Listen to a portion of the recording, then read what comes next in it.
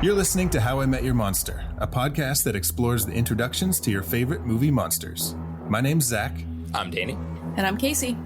And together we dive into the world of horror to find out how filmmakers have introduced us to our favorite monsters time and time again. This is How I Met Your Monster. Boss, you opened it.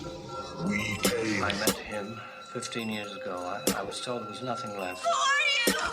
Explorers in further regions of experience. Demons to some, angels to others. Call you Meatloaf!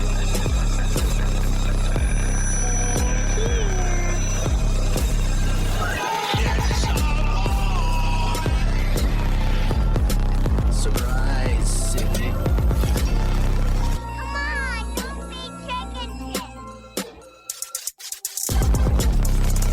Hello and welcome to How I Met Your Monster, the show where we discuss the introductions to your favorite movie monsters. I'm Zach. I'm Danny. And I'm Casey. And today is all about angels and hearts. Yep. Hearts and Yep. angels. Yep. Angel heart. Angel heart. Angels have heart in like non-literal sense because they're like ethereal beings, so they wouldn't physically have a heart. Do you know what angels look like according to the Bible? Oh, no. What? All right. What do they look like? Hold on. I know that they're fucked up. Oh, wait, you don't know? You're just like reading the Bible, and then this Yes, really yep. fucked up creature walks. No, they have It's an angel. 4 faces, Like, oh, God. that of a lion, an ox, an eagle, and a human. They have straight legs, 4 wings, and bull hooves for feet that gleam like polished brass. And they lead you into heaven. I don't want to mean- go. I don't want to go. No, thank you. I don't want to go. I want to go party with Satan. What Bible is this in? Isn't there like multiple Bibles? This is the Bible, Zach. That's in one of them. I don't know. I'm just thought there's How many I know there's, Bibles like, have you different read? versions. Just a couple that are in the church pews when I was a kid. Yeah. Zach would sit down and read the entire Bible every Sunday, just in one sitting. That's what my parents told me church was. I never knew until I was older that they were just punishing me. They're like, the 4-headed beast will summon your soul to heaven if you don't come. We only went to The church Bible? on Christmas. Yeah. Oh. We used to go. I used to be an altar boy. I mean, I went to church on my own. I liked church. Oh, did you? When did you step away from it? I used to go to youth group and stuff, and I really liked youth group. And then I went on a missions trip to Mexico when I was 15, 16. kidding. And I had piercings, facial piercings at that point. And it was like a group of like 20 of us that went from my church. And then there were like 900 people from like all over the country. And one of the ministers who was there told me that I had to take my piercings out or they would send me on the next flight home. And I was like, well, that seems very strange that I'm here to Okay. like teach people about God. And we were building houses in Tijuana. And he told me to take my piercings out. And I was like, I don't want to fucking be part of church if this is what church is like. Yeah. Because my church was really cool. Like, I'm still friends with my pastor and his wife. So it's just really weird. I didn't know that that's what religion was like until I went there, and then that happened, and I was like, well, I guess organized religion is not for me. And then I just got further and further away from it, basically. So as someone who has like a history with religion, when you watch certain horror movies that incorporate religion or like the devil or God or anything, do you find that those are especially scarier? Or does it not have, like, because are you looking at it like, oh, I believe this, or I like this could be real? Like, does that make it scarier? No, it makes me, no offense for anybody who listens that's religious, but I don't know. It just freaks me out that people do believe in it. Gotcha. So Yeah. you have so far, if you don't mind me asking again, you have like completely 100% like dismissed it, religion from Yes. your life. Gotcha. Yes. Okay.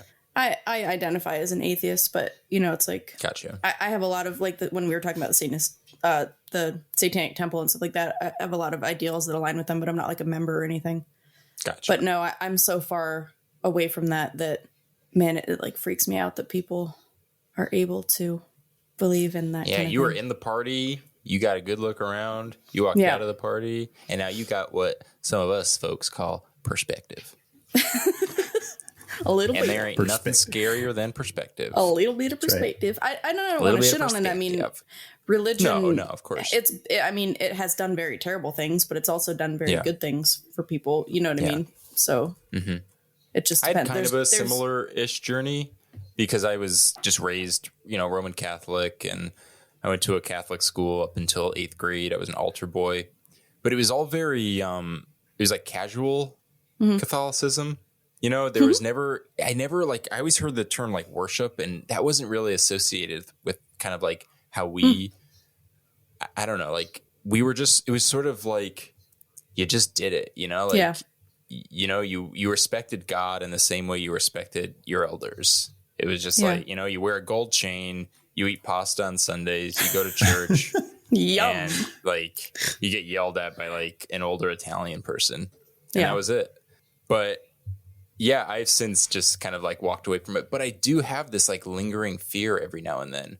Oh, really? Of like the what if. And I think it's that, it's a combination of like Catholic guilt and just the fact that you're sort of, and I think this would be the case with anything. If, it's just, you're so young, you're so vulnerable, and adults are convincing you of something. Not only are they convincing you of something so like passionately, but they plant this seed of doubt where it's well, it's faith.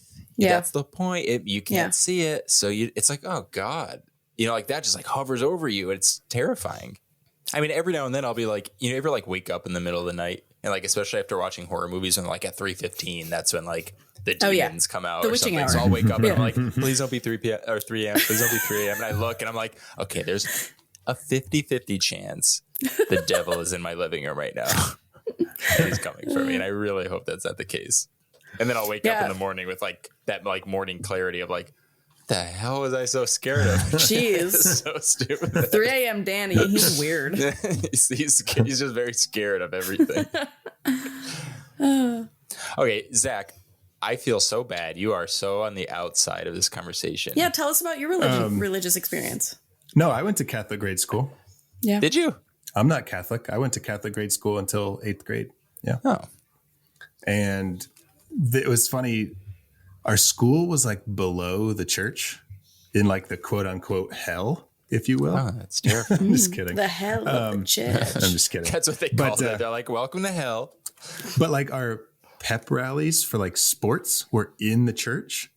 And so you're Catholic, Danny, or you were, I don't know if you are. I have like that lingering fear that's like, just in case, I'm like 10% Catholic. He's scared Catholic. That's what we go scared. In case God asks, I'm like, At the very end, God, please. Yeah. So you were an altar boy, so you'll know what I'm talking about. When we went up into the church, there was like this red candle. And that was supposed to represent like God being in the church or like Jesus or something. And when we went up there for our pep rallies, there had to be like this little ceremony thing.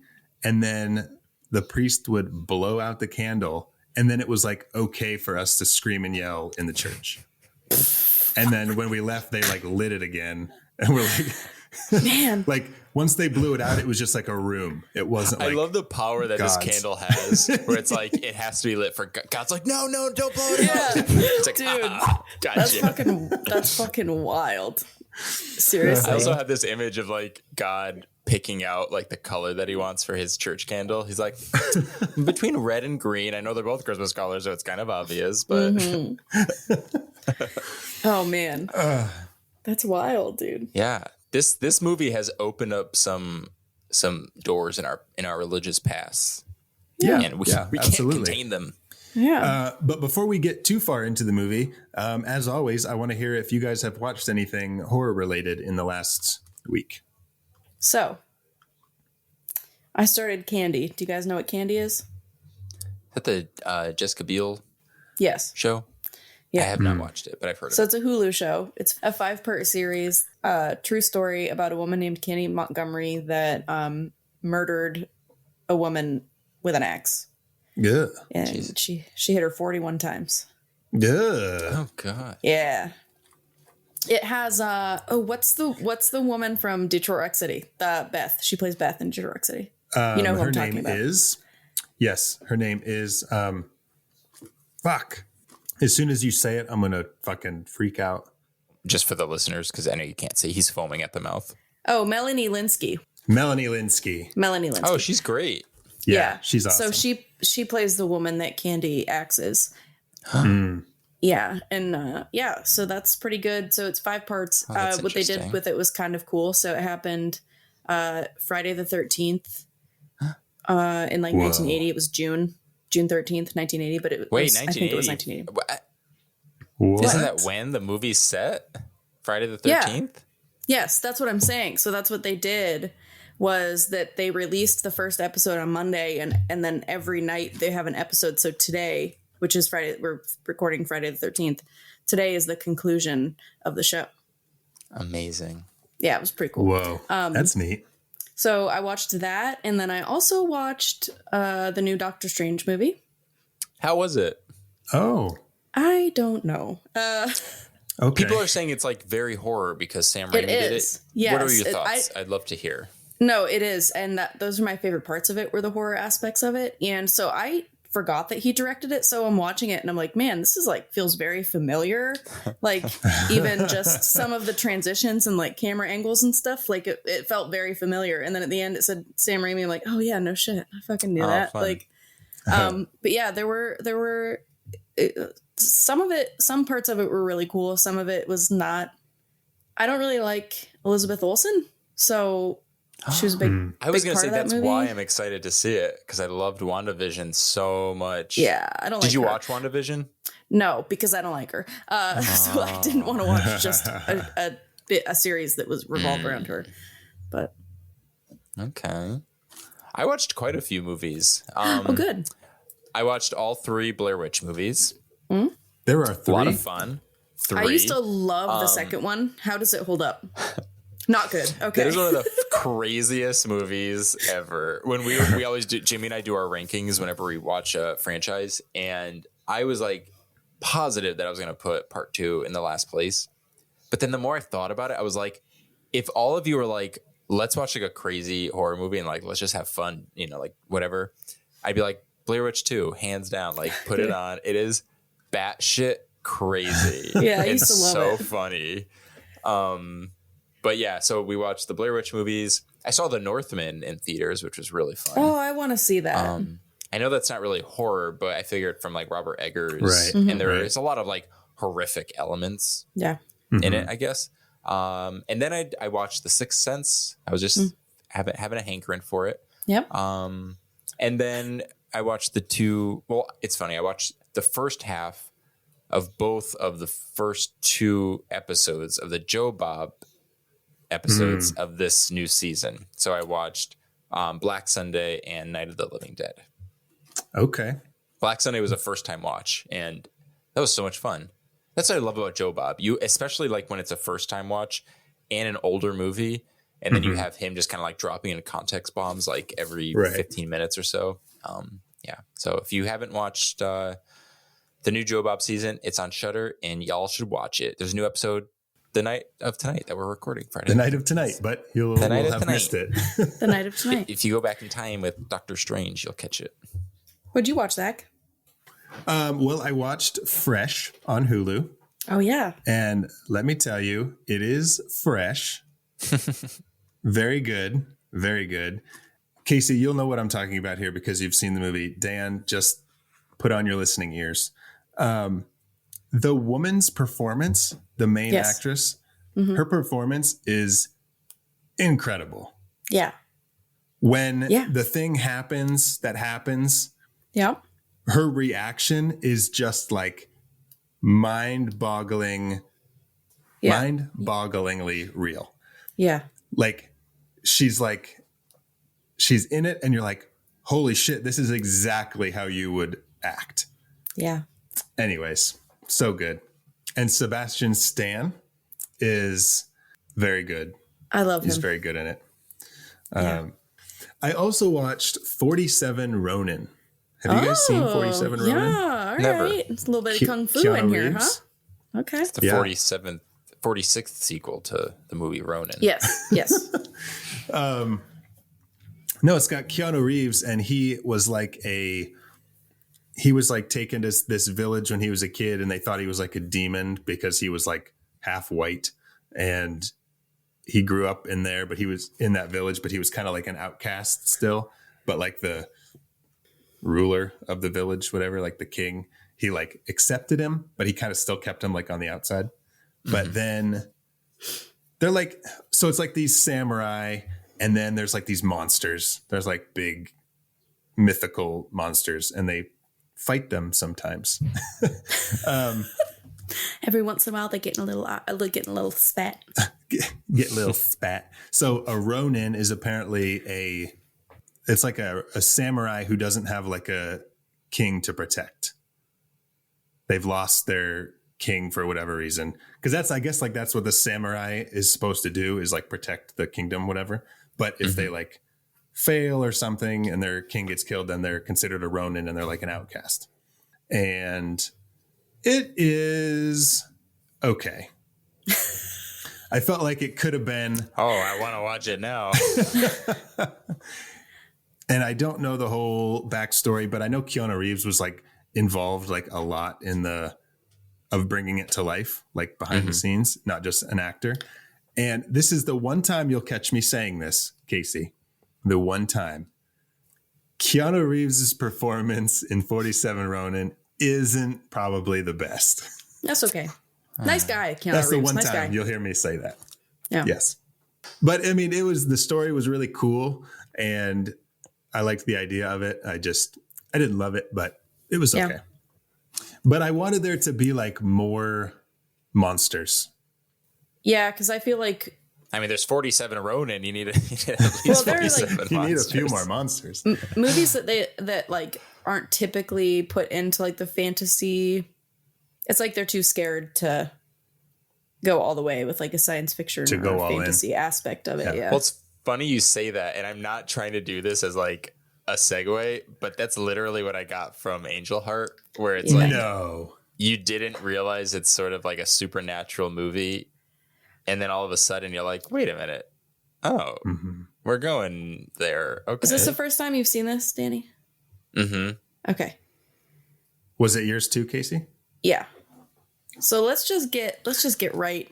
Let's get right into the nitty gritty. Okay. That's Let's not get really into what the it's nitty saying. Pronounce it gritty. fast. Gritty. Nitty gritty. So I guess what you're saying is it's time to meet our monster. Yeah, let's fucking do it. Do it.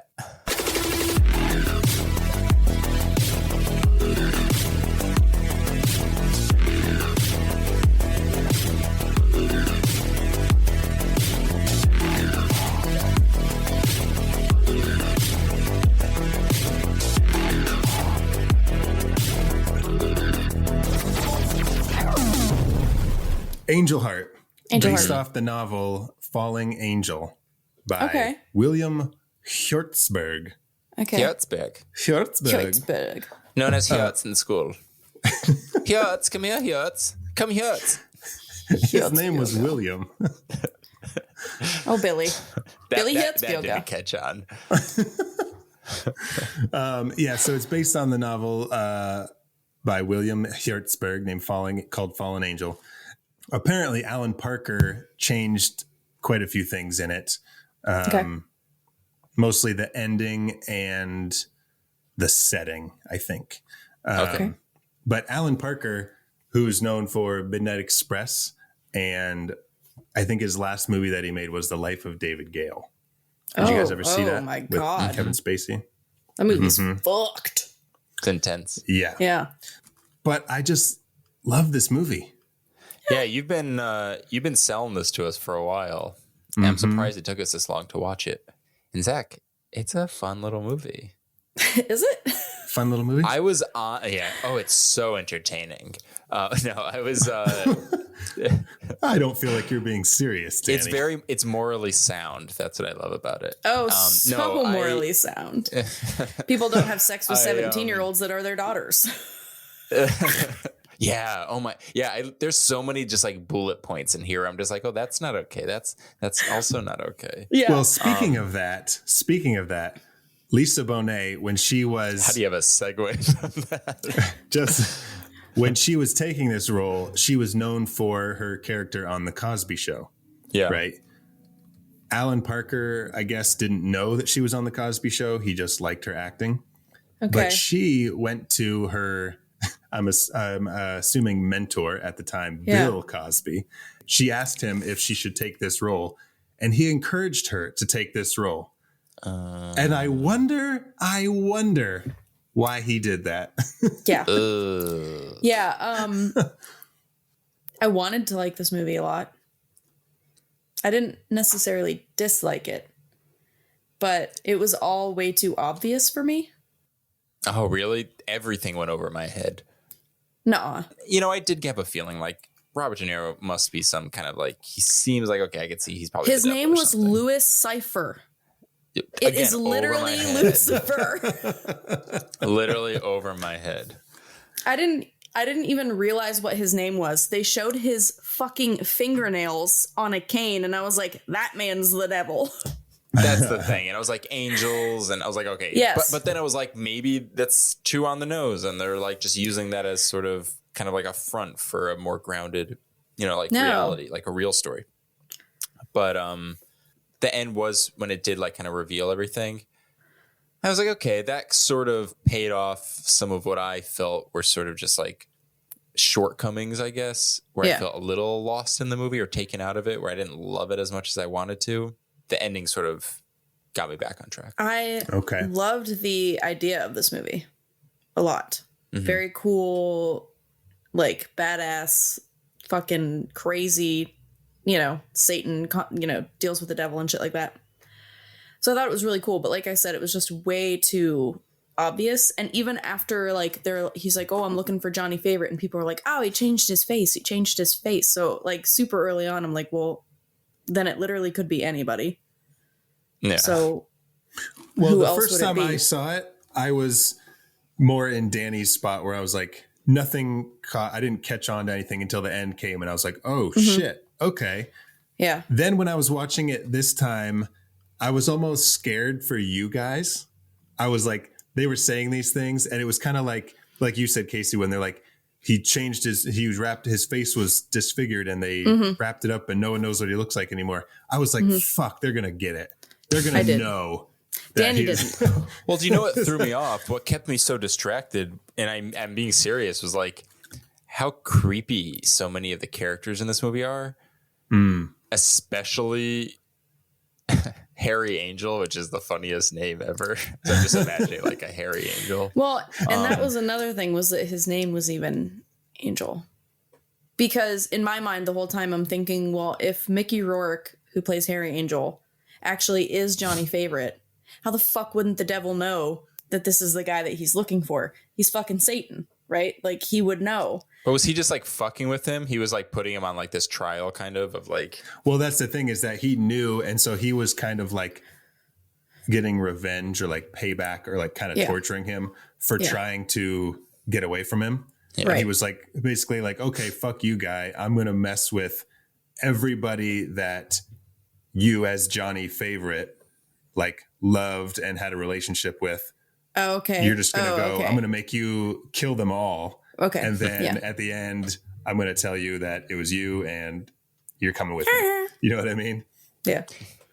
Nina had never seen Mickey Rourke before his facial reconstruction. Oh wow. So, my God. Man. Speaking of facial reconstruction, oh my God. Just like Johnny Favorite. Just like Johnny Favorite. She gets through the whole movie and the end came and she was like, oh, that was Mickey Rourke? And I was like, wait a second. You just watched this whole movie not knowing that was Mickey Rourke? She's like, I thought that was a grizzly Bruce Willis. Yeah.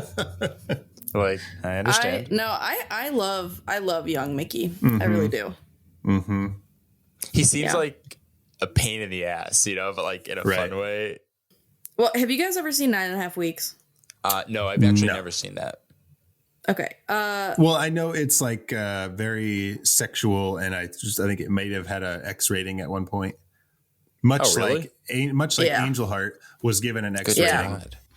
That sex scene is just layers upon layers of disturbing. Yeah. Oh God.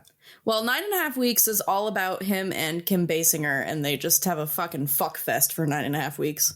Like the actual like softcore porn, or because in this movie it looked like real sex. Oh, there was so much thrusting. The thrusting was so like ass. It was like a legit thrusting. I was like, wow, that's. Yeah, and the whole time I knew who he was, so I'm like, he's fucking his daughter. So this was originally given an X rating, and Alan Parker was fighting with the MPAA to be like, I'm not cutting this, whatever. But it was getting down to release time, and I forget who was releasing it, but they were like, we're not putting this out with an X rating, so do something. Yeah. So he finally trimmed off 10 seconds of that sex scene, and they... I was gonna say you can leave in 45 seconds of fucking in blood. Okay, you can do it. And I found out that the 10 seconds that was cut was mostly Mickey Rourke's bare buttocks thrusting. Just a clenched butt. That's what the rest of it is too. Just that clenched butt. But then you find out that she's 17, so that is gross. Yeah, but see, I like when stuff makes me uncomfortable because it takes so much for me to be uncomfortable. So the fact that he was fucking his 17-year-old daughter, I kind of dug it. Like pretty fucked up. Highly recommend it. Yep. It wasn't like the blood and gore and stuff that I like, but it was pretty. Yeah, pretty it was the kind of like the skeeviness of this movie. I just wasn't like anticipating because I really didn't know what the movie was. So I was like just not in that headspace, and then it started going there. I was like, oh.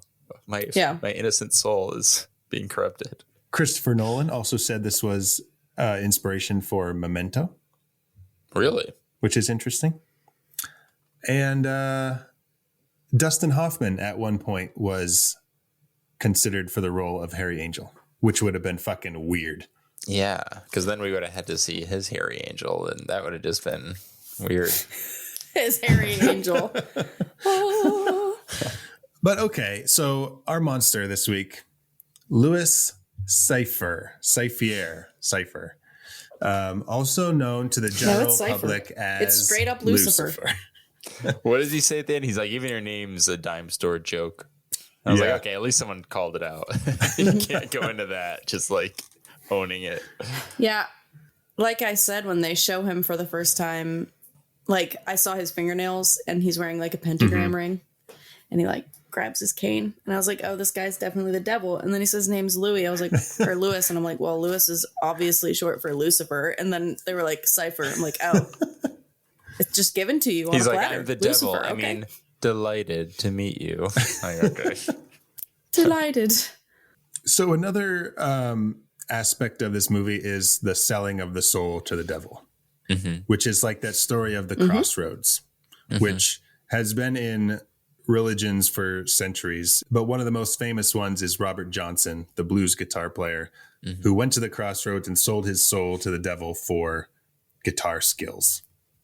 And with that always comes a price. And that's kind of what sets up this whole, or doesn't really set it up, but that's kind of like the core of this story is what happens when you sell your soul to the devil, to Louis. Yep. Good old Louis. What happens when good old Louis buys your soul? Bobby D. Yeah, so it's never going to work out, guys. Yeah. Ever.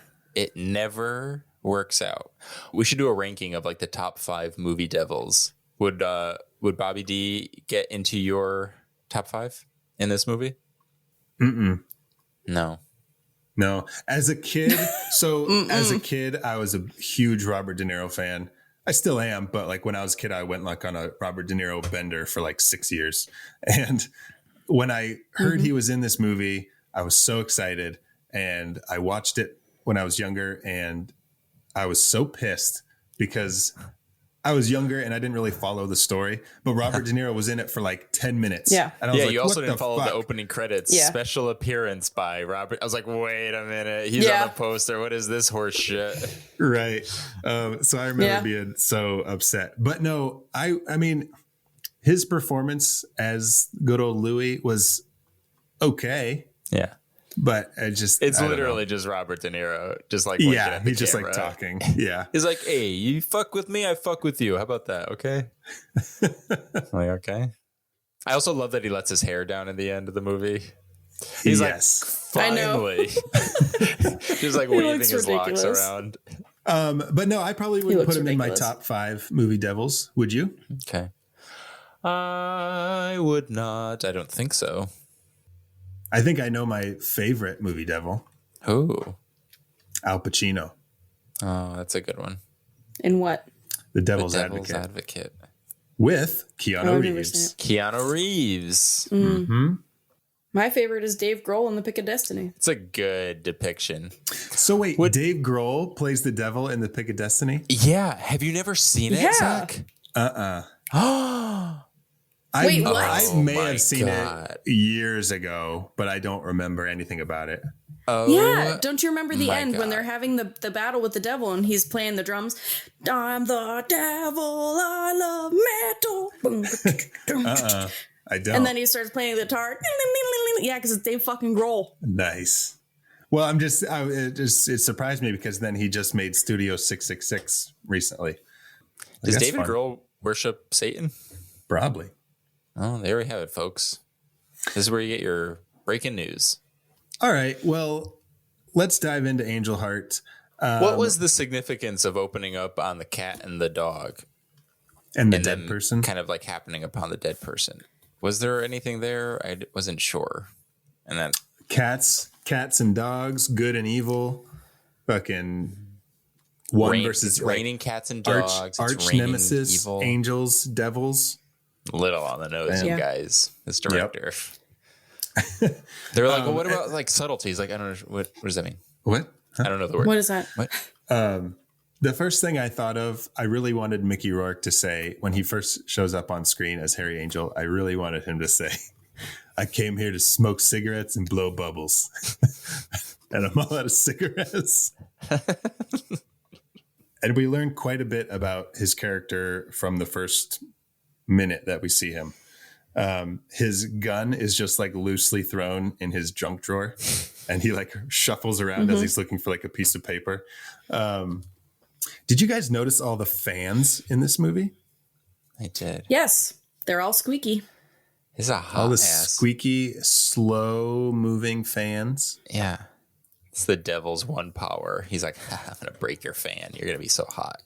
Well, hell is also hot. So on a commentary with Alan Parker on I think it's on the Blu-ray, he said he uses fans, normal, ordinary fans, contraptions pushing air into the space before them, as a kind of inanimate version of the Greek choir foretelling the impending doom.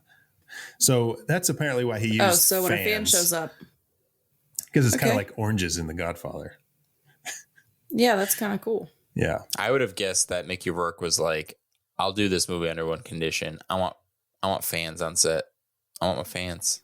But none of them were turned on. No, but like he was saying like his fans, like his like human his fans. And then the he comes on people set, rooting for him. Actual fans, and he's like, oh my God.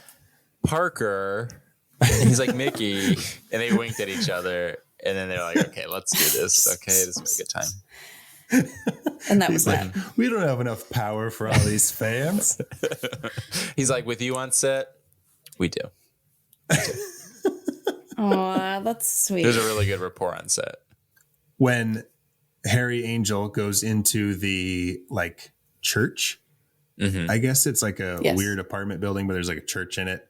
And he goes up the stairs to Louis' office, and that's where we see for the first time like all these like really cool shots of like everything's in the shadows and light, pockets of light and this and that. And I just thought that's where I was like, oh man, the cinematography in this movie is awesome. And it was done by Michael Saracen, who did the Dawn of the Planet of the Apes and War of the Planet of the Apes. Wow. War for the Planet of the Apes. And he also did Prisoner of Azkaban. God, speaking of Harry's. Yeah. Speaking of he Harry's. only works with like in the confines of hairiness. The characters need to be named Harry, Yes, or the because characters need to be Harry. No, I agree. It's a very beautiful movie. And it actually reminds me of, again, when we were talking about making our short film Cottonmouth, which we just released today. And if you were listening, you should go onto YouTube and watch it. That's right. You use that as a reference point because Cottonmouth is set during a heat wave. And now that I've seen this movie, but I saw the pictures that you showed me first. It's a very hot movie. Everything's hot. It is. Everything's It is hot. sweaty. Hot. Even when they're in New York in like the winter. Yeah. Everything seems to be like, there's still like fans going and like everything seems to be just like stuffy. But yeah, speaking of that, Danny, Cottonmouth, check out Cottonmouth on YouTube and you can find the lovely Heather the link. Langenkamp. Yes. You can find the link on our Instagram, Cottonmouth Film, and just click on it and watch it. It's like good, like we made it. Starring the wonderful Heather Langenkamp. Heather fucking Langenkamp. That's right. When he's in that church building and there's Pastor John, there's like the thing that says Pastor John is God. And I really, really wanted him to be Eddie Murphy. Eddie Murphy Like from playing Coming to America all or of something? the characters of that scene. Yes. Yeah. So, okay, I actually had a question about him. Is the idea supposed to be that, like, did he sell his soul to the devil too to have that power? Because it is very, like, gross. This is New York City. He sold his soul to the devil to get that room for his church. Yeah, just the room. Well, he can't even get anything better than a Cadillac. He didn't even buy the room. He's still renting. He's like, fuck. He's like, I'll never see that money again. Yeah, I don't know. That's a good point. I just felt like because everyone in this movie is very much like, talking about like meeting the monster, which is obviously the devil in this case, but everyone's so gross and morally corrupt, Yeah, it's like a dirty, seedy movie. Like even there's a part Gross. where you get I can't remember the scene specifically, but it was after and again, this is even before we find out that Epiphany is Harry's daughter, where he's just so gross to her. Like the second she mentions something about not having a husband, he immediately just goes into like creep stare and like just wants to have sex. But then they sort of contrast that with one of the cops who's just like a racist fucking pig. You're right. And you're like, oh yeah, you are gross. Like Harry's our hero. And you're like, wait a minute. No, I'm literally just watching two awful people just have a conversation with each other. And then like even the people who are coming after Harry, you find out they're just as morally corrupt. Everyone is just so awful. And then even at the end, the baby has like the devil eyes. So it's almost like no one gets away. Like you're fucked if you're in this movie. Okay. Here's a question. And this comes just slightly in a little bit, but it has to do with Pastor John. When he goes back to like investigate the church where he met Lewis earlier, and he comes up on that like old woman in black that we never really see their face. Oh yeah. Why did those guys attack him? Yeah. Who is she and why was he? Yeah. Great question. I meant to ask that too. No idea. I got nothing for you. Yeah. They get in this big brawl and then he runs away and knocks over Pastor John in his like procession thing. And it doesn't, I don't understand why. Yeah. Cause then he definitely ran through that crowd of people in the most inconvenient way. Right. Like go around like could have just went like this and been out of the crowd. Yeah. And instead he just goes like underneath his fucking chariot. Or go the other direction. Why are you going down that side of the street anyways? Just run the other way. Yeah. Yeah. When Harry meets Lewis for the first time, Lewis, sounds so funny calling him Lewis. He says to Harry, I have a feeling I've met you before. And it's kind of cool because it's like, he knows he's just like we said, he's fucking with him. He's like, huh? Yeah. So that goes because it keeps reminding me of this part later on in the movie where he's about to fuck his 17-year-old daughter. And he says... Does put a sour taste in the They're talking about Johnny, and he's like, tell me about Johnny. And she goes, well, I never met him or whatever. And he goes, he was a creep. You are Johnny, and you are a creep. He's like, looks at the camera. Yeah. He's like, but he doesn't know that he's Johnny. I know that, but it's still like he's being a huge creeper. And like, if I didn't know that he was Johnny at that point, I would have been like, you're calling Johnny a creep? Look how creepy you are. Right. But they're the same person. I want someone to cut this movie calling himself a creep. Where they can like somehow cut out Mickey Rourke's character and replace him with the old creepy guy from Family Guy. It's just like him throughout the whole movie. Do you want some popsicles? You want some popsicles? You want to come over later and have some popsicles? I'm not whistly enough, but that's pretty whistly. That's pretty good. I'm looking for. Never mind. Oh no! I give you guys so much credit. I didn't even make the attempt. Is Christopher home? Is Christopher home? I'm looking for Christopher. We can have some popsicles. Is Johnny Favorite around? I'm looking for Johnny Favorite. He's a creep. That old Johnny Favorite, he's a creep. Sorry. Say I've got a thing about chickens. Oh, the chicken. Oh, that's funny. I've got a thing about chickens. Chickens. There's only one S to whistle. I've got a thing about chickens. Wait a minute. Okay. I'm not to disrupt what was just like an amazing performance. What was up with the chickens in this movie? I don't because he used to do voodoo. But I laughed so chickens are hard. Bad. No, okay, so I get that. That makes sense. It's like in his subconscious. Got it. That's good. Mm-hmm. I laughed so hard because they set up this like fear of chickens, and then literally he's being chased. He's in the barn and he's just surrounded by chickens. And at that point, you don't know why he's bothered by them. Yeah. So it's like, oh no, he met his great fear. And it's just him being chased by chickens. Yeah. And he's like, ah! He's just freaking out. It's like Indiana Jones in the snake car of the train. Exactly like that. Why'd it have to be snakes?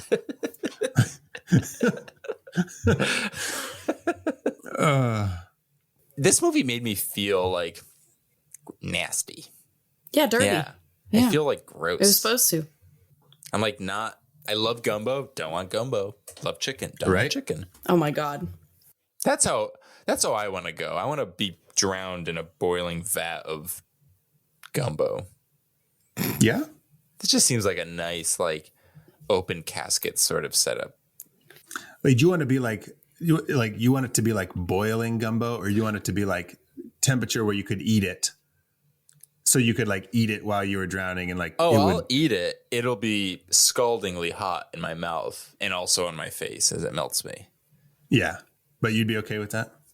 Yeah, I think that just of all the ways to go, that seems the most like low key and casual. Yeah. No explanation.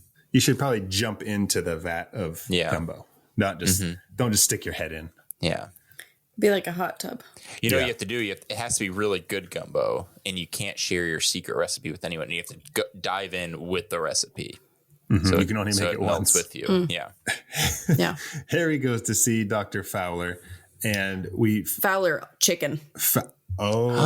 Shit. He wasn't afraid of the drugs. He was afraid of his name. Mm-hmm.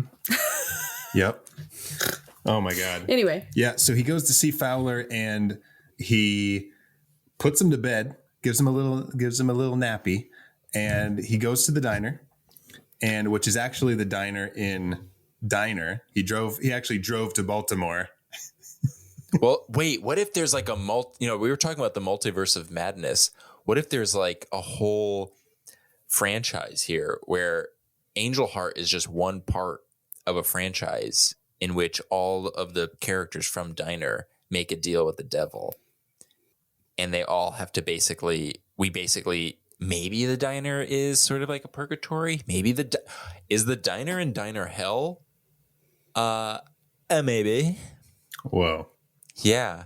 So this is basically just a prequel, or it's a sequel to Diner, I guess. I think it's a companion piece. It's a It's a spiritual sequel to Diner. Yes. It's like in the same way that Marvel has its Disney Plus TV series that sort of like fill in the gaps between the movies. It's like you don't have to see them. You don't have to see Angel Heart to appreciate Diner. That's true. But you really get a full comprehensive story and, for lack of a better word, a meal if you watch it, which is appropriate because it's a diner. And you get plenty of grease because there's no fans. Everyone's greasy. So enter John Travolta from singing Grease. From singing? From the Grease movie singing. From the Grease. Go Grease lightning, you're burning up the quarter mile. Grease lightning, go Grease lightning. Grease lightning, go Grease lightning. And when he gets back to Fowler is dead as a one-eyed chicken. Mm-hmm. Right. So Fowler had the gun in his hand, correct? Yes. And a picture frame and the Bible. The bullet Bible. Right. But we're still like, he did not kill himself, right? No. Harry killed him. But it was made to look like he killed himself. But for some reason, Harry still wipes all of his prints and stuff down as if he knows. Maybe it was just because he was there. It was less about like, I did it. I mean, well, probably, Harry doesn't know that he's doing these things. I know, that's what I'm saying. You're saying because it's set up to make it look like he killed himself, there's no point to wiping down your fingerprints because it's okay if you were there. Right. Gotcha. Right. That's a great point, though. Back Casey. then, it would be open and shut. Yeah. Thank you. No, because you could look at it as though he was just like paranoid.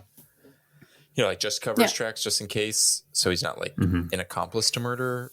Or can he be an accomplice? I guess, yeah. Oh, speaking of the life of David Gale, you can be an accomplice to suicide.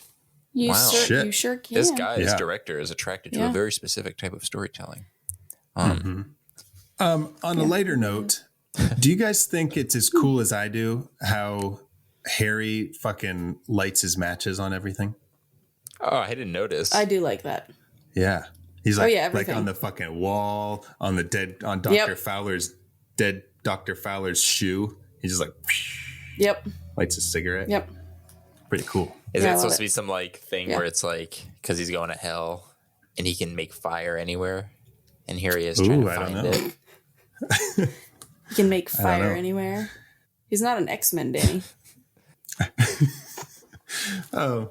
Did you guys know that the egg is the symbol of the soul? Something I learned recently. In some religions. I didn't know that. Me neither. And then the devil eats it. Mm-hmm. Ugh. The devil eats your soul. We're going to revisit this scene a little later. Just spoiler alert.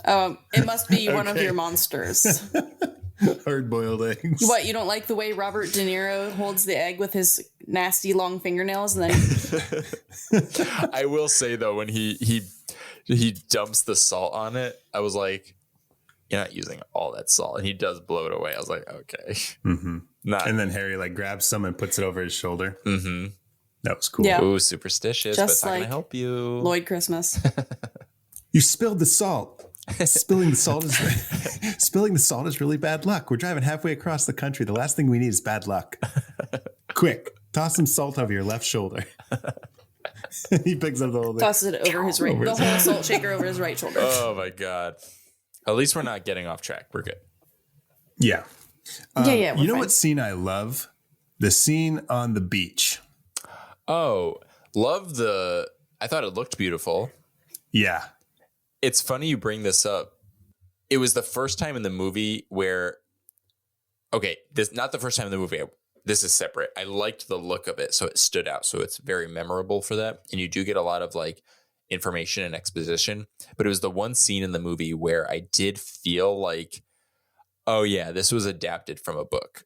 Because I feel like if this was in an original script, you would never have a character just go to a location we've never seen and will never revisit to meet characters we've never seen and will never revisit to get information. And I just thought that was really funny. That's a good point. That doesn't mean it's a bad scene. It just stood out, and that was why. So that's the scene where he like goes, the guy's sitting in the chair, in the lawn chair, and he's talking to him. And he gets the really cool nose guard. Yeah, is that a sun blocker? Is that what that's for? Apparently. Yeah. One of the funniest scenes in this movie is when he goes, what is her? Oh God, why? Epiphany. He goes to her house and the kid is like looking out, and you just see Mickey Rourke with this weird nose just staring from the bushes. And I'm like, that will burn into your memory as like one of the most haunting images ever. It's so bizarre. I loved it. So the lady in the water, right? She was the lady in the water.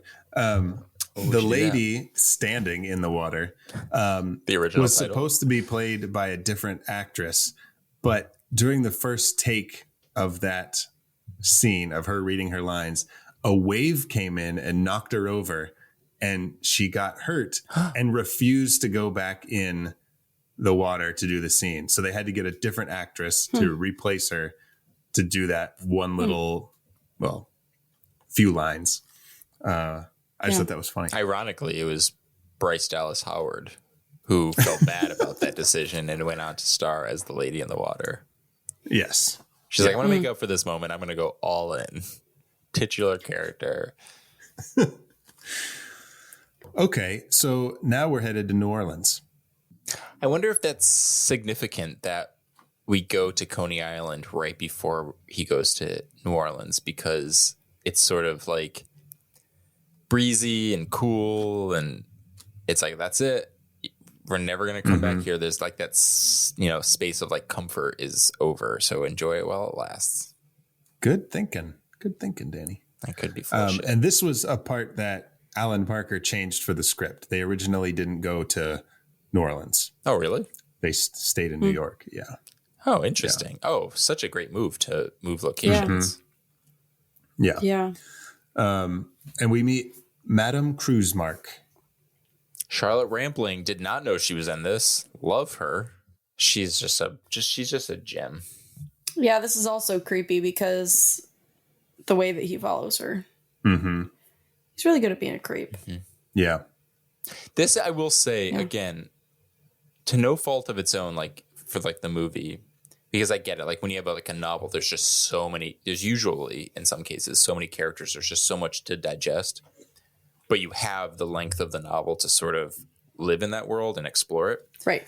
And when you're so faithful to a book, you will introduce characters and locations so late in the game that you're like, wait, what? Who? And I guess in this case it works because it's a mystery. So you're sort of like meeting the, the suspects or the, potential suspects or victims.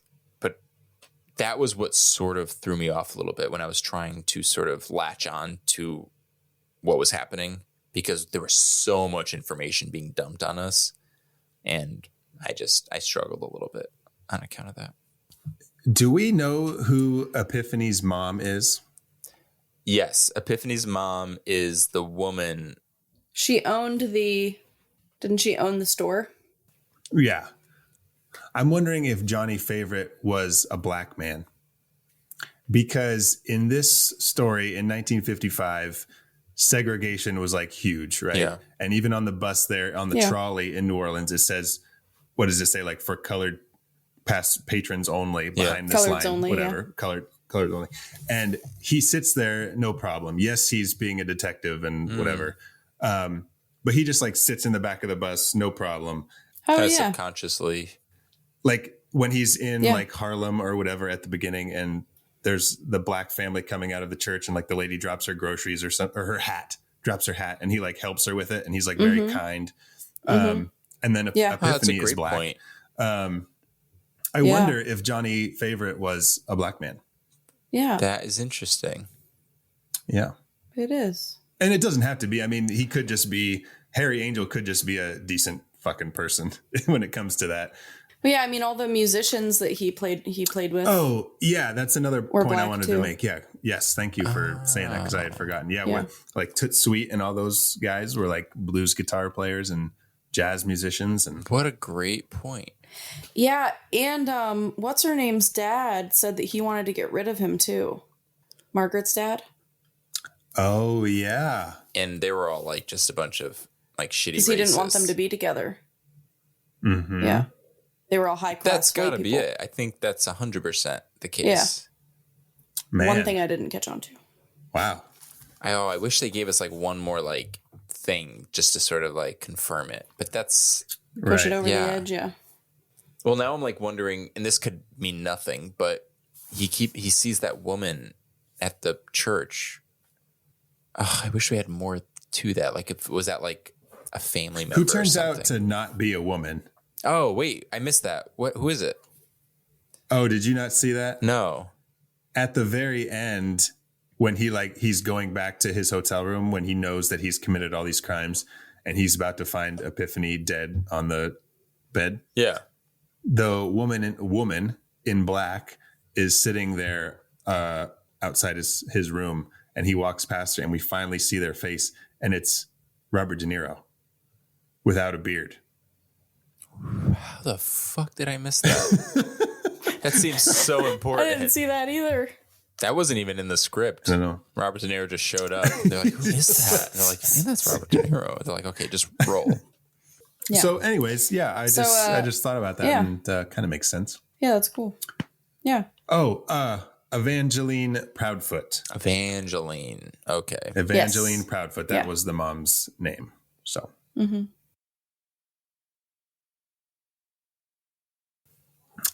Harry goes and he finally tracks down Toots Sweet, playing the guitar there in a nightclub. And he confronts him about Johnny Favorite and all this stuff. And you also skipped the first time that he met Epiphany. In between Margaret having a Satan necklace on, he meets Epiphany and then he goes to the club. Oh, yeah. She had the same necklace as Lewis has a ring of. His ring. Mm-hmm. Yeah. This is the stupidest thing I've ever said. And then he goes. But you know how you said Christopher Nolan was inspired by this movie to write Memento? Mm-hmm. What if Harry, his original identity, Favorite, after he killed the real Harry, he wanted to leave quote unquote mementos for himself to remember like what he did. So he's like, all right, I'm going to name my daughter Epiphany. So I know that when I meet her again, I'm going to have an epiphany about what happened. He's like, fingers crossed. That's enough to do the trick. It wasn't, but no. We find out that Johnny Favorite was her dad. Okay. Right. So we're getting some information, and then we see like there's a little bit of some chemistry between them, which ironically, if you remove like the sexual part of it, would make sense that they would have, chemistry because they're family. Right. There'd be something there's a relationship there. It's just so happens that it kind of like goes in the worst possible direction. Right. And then he goes to meet Toots at the club. Yes. And we get a little confrontation between them. We get to the bathroom, and there's the chicken foot on the urinal. Yep. Which is supposed to symbolize like some voodoo bad luck thing. Mm-hmm. And he gets beat up again and thrown out. Yeah. In the bathroom this time. But he doesn't give up there. He follows Toots to Epiphany's place where they have the little voodoo circle. And we find out that Toots is involved in some form of spiritual voodoo. Yeah. Little by little, we're realizing that everyone around here has a tie to voodoo. Is it voodooism? Voodooism, I guess. Yeah. Or some sort of like satanic ties. So everyone is very religious, like they're like religious extremists, I guess, in the way that they practice these, I don't know, or I guess the way that they're involved in these religions and beliefs. Mm-hmm. And it's kind of like fucking with Harry's head because it's like, little do we know, he's actually very, learned in the practice of voodooism. Right. But he doesn't realize that. So it all just seems so just like shocking and crazy. He follows Toots back after that to his apartment and confronts him about the whole ritual. And they get into a fight, and Toots like holds his own. It seems like he'd be kind of a little bit more frail than he is, but he fucking goes for it. And he fucking he beats him up, and then he's like, "Call me." Like, what? He writes his number down. Oh, he writes his number down and sticks it in his mouth. Was that not him? Was he really sticking his dick in his mouth? Maybe it was a dick stick. Oh, maybe. Dick stick. Good old he's dick stick. wiggling it like a worm, just like. Then he has this dream about he's all covered in blood, on his chest. And you kind of think maybe he got stabbed or something during that confrontation with Toots, but no, he's just fucking having crazy dreams. But he wasn't having dreams. He was covered in that guy's dick blood. Isn't this around the same time that he cut out? Oh shit! What's her name's heart? Yeah. Because doesn't he go right from the dick cutting to the heart? No. Maybe. No, there's a gap. He doesn't go back to see Madame Kruzmark until he goes back and she's dead. Gotcha. So he would have killed her that time that he was there for the appointment. We just don't see it. But then we're introduced to the super racist New Orleans cop who also plays a scuzzy sleazeball guy in New Orleans in Hard Target. Jean-Claude Van Damme. What a deep cut. I haven't seen that in a while. He just jumped out of offset to the next one. Yeah, I was like, does this guy he's like a New Orleans local and people just hire him when they need a scuzzy fucking. What a terrible big guy typecasting to get. You're he's a and really those were good his person. Two movies, Angel Heart and Hard Target. He's he just waits every day. He's I know they're going to call. He was in two movies. His kids are, he's a great family guy. And his kids are can we see your movie, Dad? He's no. Not until you're 18. But he informs Harry that Toots was killed and choked to death by his own member, his penis. I was thinking he was choked to death, they wrapped his penis around his neck. It was so long, it reached all the way around his neck and just he choked him in it. Well, in life, he was famous for his giant penis. In death, he was famous for being choked by his giant penis. Oh gosh. And we're starting to get Harry have these flashback memories of the war, Times Square, of a celebration after the war in Times Square. Yeah. And so we know there's some connection between him and this soldier, but we don't know what it is yet. And this is where we find out that Madame Kruzmark got killed. She did. And her heart's just on the table. Mm-hmm. Hey, been there. Bad breakup, heart's just on the table. But how cool was the suspense of him in her apartment and the tap dancing kid on the street, and it kept cutting back and forth, and it was just the music was getting real loud, and the guys are following him, and he stops at that Cajun dude's boat house and was I want to buy some crawfish, and then the dog comes and bites him. So everyone's out to get him. This poor guy. What has he ever done? Poor guy. Yep. And then he goes to Epiphany's again, and she's like, "What happened to you? What happened?" And he's like, "I need someone to clean my clothes." But this is where we find out that Johnny Favorite was Epiphany's father.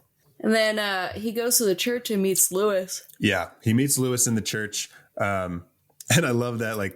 He's telling Harry to watch his mouth when they're in the church, and he's like, we're in the house of the Lord. The one thing I appreciated in this movie, because this is what the scene was, is every now and then it'll sort of recap what just happened in the past 15 minutes.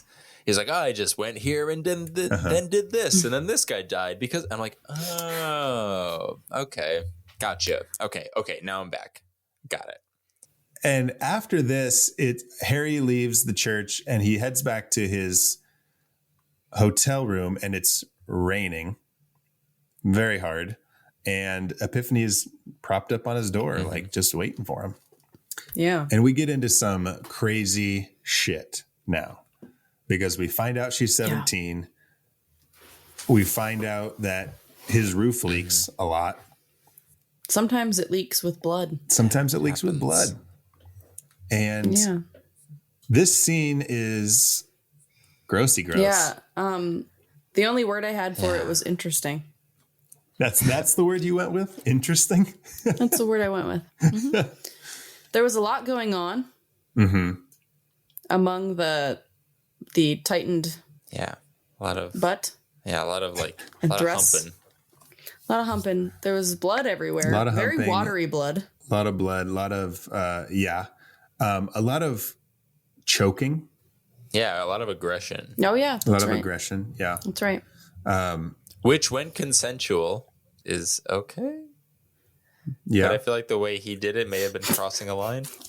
Well, that was weird because when he's doing it, she was like, "Stop! Like you're fucking hurting me." She gave off that, but then she just like takes a bath and she's just like, "Hey, what's up?" Like that was so cool. that happened. Happened. Okay, cool. She wasn't like, you'd think she'd be like, well, he didn't kill her at that point? That wasn't when he actually killed her. Oh, that's a great point. Does he kill her right after that? It could be that he killed her then. I mean, I would think that was her act. Right. Because she's singing. That's what I thought. Because she's singing one of Johnny's songs, and that was probably just in his memory. The trigger. Or in his. Wow. Yeah. Good point, Casey. Good point. So he did kill her on the bed there.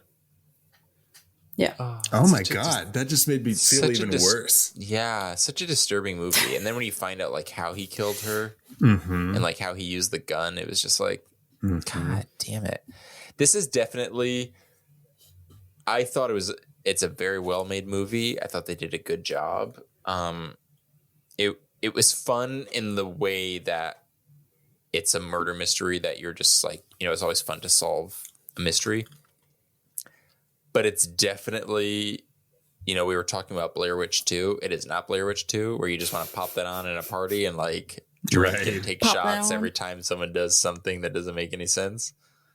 This is one that I want to, it'll sit with me in my memory and I will appreciate it. And it will be just disturbing. Yeah. Yeah. So then Harry, his followers come back. His followers are working for Madame Kruzmark's father. Ethan, I believe. And this is where he like confronts him. He's like, enough with this shit. And does he headbutt the guy? Like, oh yeah. Yes. Through the car door. Like one of the coolest things that anyone could ever do. Yeah. And then they sick the dog on him. He goes in the horse barn and the fucking horse kicks the dog against just like, and then you get your running through the chickens, which was fun. Classic chicken Classic chicken run. And then he immediately goes to meet Mr. Kruzmark, Ethan. Yep. And we do find out really important information here that Gumbo gives Harry the shits. Like really just like vital information we needed to know. And I'm like really glad. I feel like, oh, okay, I got something from this movie. Okay, good. That is important information. But JK, there's more important information. What might be more important is that Ethan Kruzmark, who is like this very rich, powerful man, was into voodoo, into devil worshiping. Not that voodoo. We should state that it might get a bad rap that voodoo goes along with devil worship and all that stuff, but they don't always have similarities. So in this movie, they're together. They're together, but that's not always the case. And they are considered for this movie like an evil thing. Yes. Like it's bad. All this is bad. But we find out that he was into it, and so he got his daughter into it, and then Johnny was with his daughter. Johnny sold his soul, gave his soul to the devil. Then he tried to get out of it. He tried to scoot away with the fame and not pay his price. And a lot of exposition. I was not expecting that in this moment. That kind of actually, I was like, I just kind of like looked at the screen. I was like, wait, we're getting so much right now. Yeah, because it's kind of like the movie. It goes along and you're like, okay, it's unfolding. It's unfolding. It's unfolding. And then you get to the end and they just like info dump on you. 100%. Yeah, because the whole time that it's unfolding, you don't find anything out. No. Right. It's like playing the game Clue where you're just like, it could be this, it could be that. Maybe it was happening here, maybe. And then all of a sudden you open the little folder and you've got like the 3 cards. Like, it was the candlestick in the lounge with Colonel Mustard. You're like, oh my God, what? How? What do you mean? What was his motive? Yeah. So it's so once. unexpected because it just like happens. Yeah. But he get like Mickey Rourke has this cool like breakdown in the bathroom looking into the mirror when he keeps shouting like, who was the boy? Who was the boy? Meaning like, who was the soldier that Johnny Favorite massacred to take over? And it turns out it was him. When he comes out of that bathroom, we see that Mr. Krusemark is gone and he is floating sort of. He's head first in a pot of gumbo. But Harry runs back to Madame Krusemark's, finds the little vase that he was told had the dog tags in it of the soldiers. And he finds out Harold Angel. Bam. Harold Angel. So he's a little fucked up now. He's a little pissed off. A little fucked up. Yeah. And he says, oh, shit, epiphany. So he goes back to his apartment, hotel room, and he finds her dead. The cops are there. That's it. Who is she? She's my daughter. She's my daughter. Ugh. And I thought he was going to kill himself because they revealed the gun and everything. Like, who would want to live? Which is funny because you would think, I guess that says a lot about his character, where it's like they highlight the gun again when Robert De Niro is like, I don't remember exactly what happens, but you just see a close up of the gun, kind of implying the fact that like you can kill yourself. Like, you're going to go right to hell. I can't believe I passed over the reveal of Lucifer. I know. That's when Robert De Niro was there. How I Met Your Monster. It's how I'm gonna leave your monster. How I left and didn't even say hi to your monster. Yeah. Rude. How I was rude to your monster. But this is where, you know, he lets his hair down and he's like, Harry figures it out that Lucifer, I mean, he's not a very good private eye because it took him this long to figure that out. And De Niro's got those fucking eyes. Mm-hmm. They look really good on him. But then when Harry goes back to his apartment and he finds Epiphany and the baby's there and his eyes, they look... Well, they not only don't look great, I didn't get it. I was like, is he the baby now? Is he channeling him or is he just now a baby? Like, what? Yeah, why is this baby the devil? I didn't get it. I didn't get it. It's like one of those things at the end where it's like, do we put it in? Do we not put it in? Do we put it in? It reminds me of, like, nah. of the dog, you know, like in the opening credits of Goosebumps when it has like the dog with like the eyes flash, like bright yellow. Oh, yeah. This is basically the same effect. So that is Angel Heart in a nutshell. As far as reveals go, there's not many. There could really only be one. So it's like the intro was Louis Cypher and the reveal was Lucifer at the end. Yeah. Okay. Well, now it's time for a segment that I like to call The Real Monster.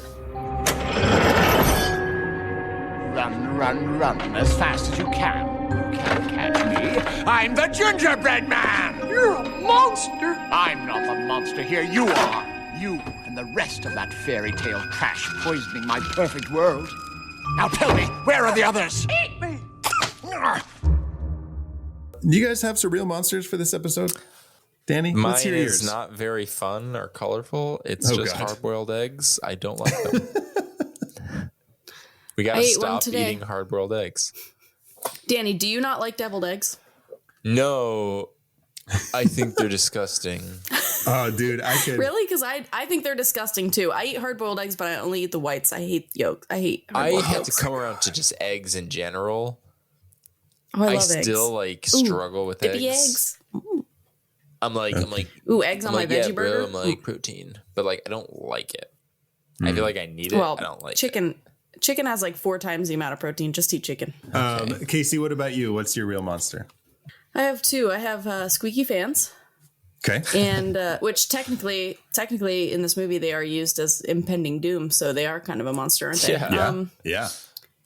So I have that, and I have there was one other quote unquote sex scene when he meets with that woman that has pictures. Oh, right. She's like Has information on Johnny Favorite. Okay, so their foreplay, because they were like undressing and talking about this other guy and all of these other things that were going on. It was so like transactional, like just like, here's your information. Yes.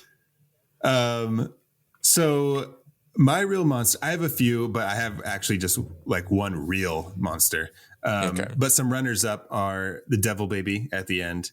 One of the thugs for shooting the horse. He shot the horse and it fell over on him. The New Orleans cop for shouting racial slurs on the balcony there. But my number one real monster is Harry for dumping his cigarettes out of the ashtray in his car onto the street, along with the pack of cigarettes, the empty pack of cigarettes. Not because he fucked his 17-year-old daughter. Well, you It's can the be a cigarettes monster that for got you. multiple reasons, but it's the cigarettes that got me. Okay. Disgusting. All right. Well, that is Angel Heart. Do you guys have anything else to add? It's a little creepy. A little creepy. Listeners, if you guys enjoy Angel Heart or you don't enjoy Angel Heart, we want to know about it. Let us know on Twitter at I Met Your Monster or Facebook and Instagram at How I Met Your Monster. Casey, where can our listeners find you on social media? I'm on Instagram at WolfMotherCasey. Danny, how about you? I'm on Instagram and Twitter at Danny Salem. SALEMME. 2 M's like the candy. Melt in your butt, not in your hands. And you can find me on social media at Zach Gwinsick. Make sure to check out our website, howimetyourmonster.com. Sign up for our newsletter and leave us a review. If you guys are feeling spicy, leave us a review on Apple Podcasts and Podchaser by visiting ratethispodcast.com/monster. Amen. And for me and Danny, a little shameless self-promotion, as we're already promoting our show. Let's promote something else. As we mentioned earlier, we made a movie with Heather Langenkamp called Cottonmouth, and it is available now on YouTube. So just head to our Instagram page or our Facebook, Cottonmouth Film, and I'll even put a link in the show notes. So it's easy. Oh my God. Put a link in the frickin' show We'll notes, just throw it right dude. in there. All you got to do is look down, and click the button. And Everyone look down right now. There it is. Click. And make sure to join us next week, where Casey and I will discuss a film we mentioned earlier, Fresh, streaming now on Hulu. And you don't want to miss this movie because it is something special, for real. And so, yeah, join us next week for Fresh. And as always, thank you all for listening. Now go meet some monsters.